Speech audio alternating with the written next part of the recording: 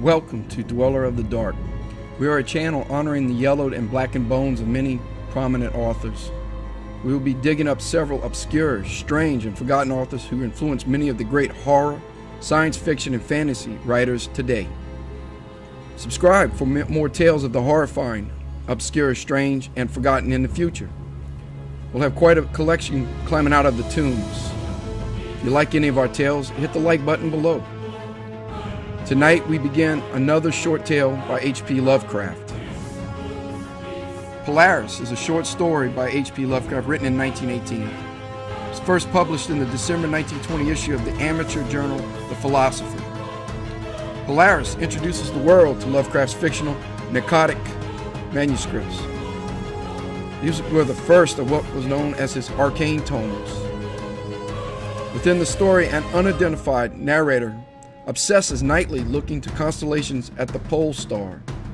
The maddening obsession with the star causes the narrator to have strange, recurring dreams of a city under siege. Is the narrator's waking reality the true reality? Or is his dream the true reality? Polaris by H.P. Lovecraft. Into the north window of my chamber glows the pole star with uncanny light. All through the long hellish hours of blackness it shines there. And in the autumn of the year, when the winds from the north curse and whine, and the red-leaved trees of the swamp mutter things to one another in the small hours of the morning under the horn-waning moon, I sit by the casement and watch that star. Down from the height reels, glittering Cassiopeia, as the hours wean on, while Charles's wain lumbers up from behind the vapor-soaked swamp trees that sway in the night wind. Just before dawn, Arcturus winks rudely from above the cemetery on the low hillock, and Coma Berenices shimmers weirdly afar, off in the mysterious east. But still the pole star leers down from the same place in that black vault, winking hideously like an insane watching eye, which strives to convey some strange message, yet recalls nothing save that it had once had a message to convey. Sometimes, when it is cloudy, I can sleep. Well do I remember the night of the great aurora, when over the swamp played the shocking coruscations of the demon light. After the beams came clouds, and then I slept. And it was under a horn-waning moon that I saw the city for the first time. Still and somnolent did it lie, on a strange plateau in a hollow betwixt strange peaks. Of ghastly marble were its walls, and its towers, its columns, domes, and pavements. In the marble streets were marble pillars, the upper parts of which were carven into the images of grave, bearded men. The air was warm and stirred not, and overhead, scarce 10 degrees from the zenith, glowed that watching pole star. Long did I gaze on the city, but the day came not, when the red Aldebaran, which blinked low in the sky but never set, had crawled a quarter of the way around the horizon. I saw light and motion in the houses and streets. Forms strangely robed, but at once noble and familiar, walked abroad, and under the horn-waning moon men talked wisdom in a tongue which I understood, though it was unlike any language I had ever known. And when the red Aldebaran had crawled more than halfway around the horizon, there were again darkness and silence.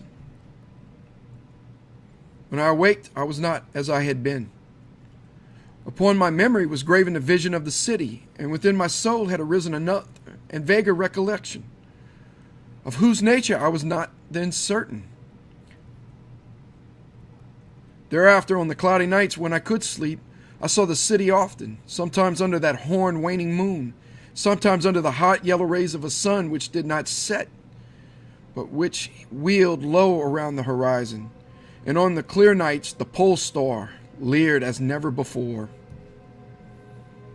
Gradually I came to wonder what might be my place in that city, on the strange plateau betwixt strange peaks. At first content to view the scene an all-observant, uncorporeal presence, I now desired to define my relation to it and to speak my mind amongst the grave men who conversed each day in the public squares. I said to myself, this is no dream, for by what means can I prove the greater reality of that other life in the house of stone and brick, south of the sinister swamp, and the cemetery on the low hillock, where the pole star leers into my north window each night? One night, as I listened to the discourse in the large square containing many statues, I felt a change, and perceived that I had at last a bodily form. Nor was I a stranger in the streets of Olatho, which lies on the plateaus of Sarkis, betwixt the peaks Noton and Cariophonic. It was my friend Olos, who spoke, and his speech was one that pleased my soul, for it was the speech of a true man and patriot. That night had the news come of Dakos' fall and the advance of the Inutos, squat, hellish, yellow fiends who 5 years ago had appeared out of the unknown west to ravage the confines of our village and kingdom, and finally to besiege our towns. Having taken the fortified places at the foot of the mountains, their way now lay open to the plateau, unless every citizen could resist with the strength of 10 men. For the squat creatures were mighty in the arts of war, and knew not the scruples of honor, which held back our tall, gray-eyed men of Lamar from ruthless conquest. Alos, my friend, was the commander of all the forces on the plateau, and in him lay the last hope of our country. On this occasion he spoke of the perils to be faced and exhorted the men of Olatho, bravest of the Lomarians, to sustain the traditions of their ancestors, who then forced to move southward from Zobna before the advance of the great ice sheet, even as our descendants must someday flee from the land of Lamar. Valiantly and victoriously swept aside the hairy, long-armed cannibal Nopkes that stood in their way. To me, Alos denied a warrior's part, for I was feeble and given to strange faintings when subjected to stress and hardships. But my eyes were the keenest in the city, despite the long hours I gave each day to the study of Pnakotic Manuscripts and the wisdom of the Zobnarian fathers. So my friend, desiring not to doom me to inaction, rewarded me with a duty which was second to nothing in importance. To the watchtower of Thapnan he sent me, there to serve as the eyes of our army. Should the Inutos attempt to gain the citadel by the narrow pass behind the peak Noton, and thereby surprise the garrison, I was to give the signal of fire which would warn the waiting soldiers and save the town from immediate disaster. Alone I mounted the tower, for every man of stout body was needed in the passes below. My brain was sore dazed with excitement and fatigue, for I had not slept in many days.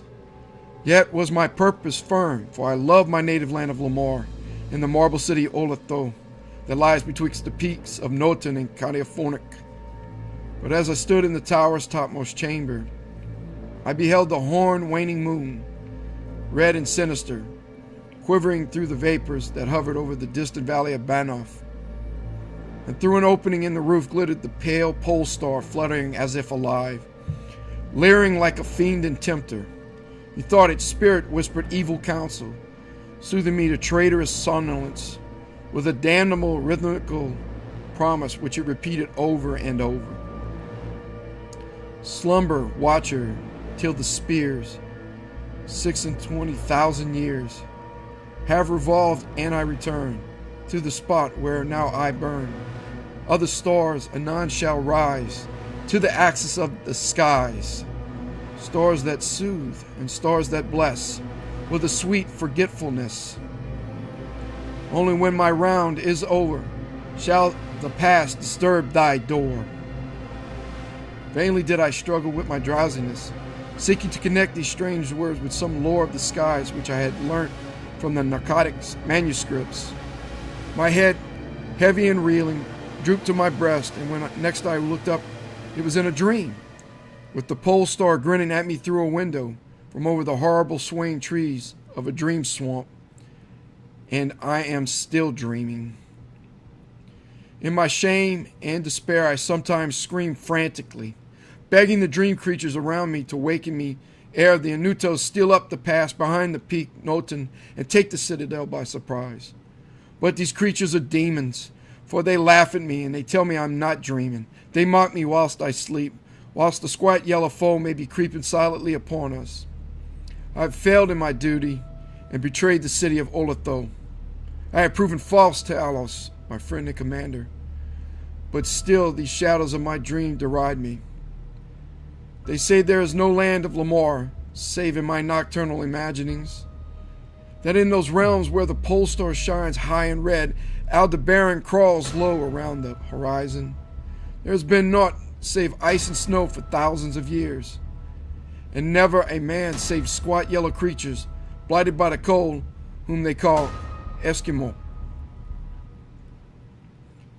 And as I writhe in my guilty agony, frantic to save the city whose peril every moment grows, and vainly striving to shake off this unnatural dream of a house of stone and brick south of a sinister swamp and a cemetery on a low hillock, the pole star, evil and monstrous, leers down from the black vault, winking hideously like an insane watching eye, which strives to convey some strange message, yet recalls nothing save that it once had a message to convey.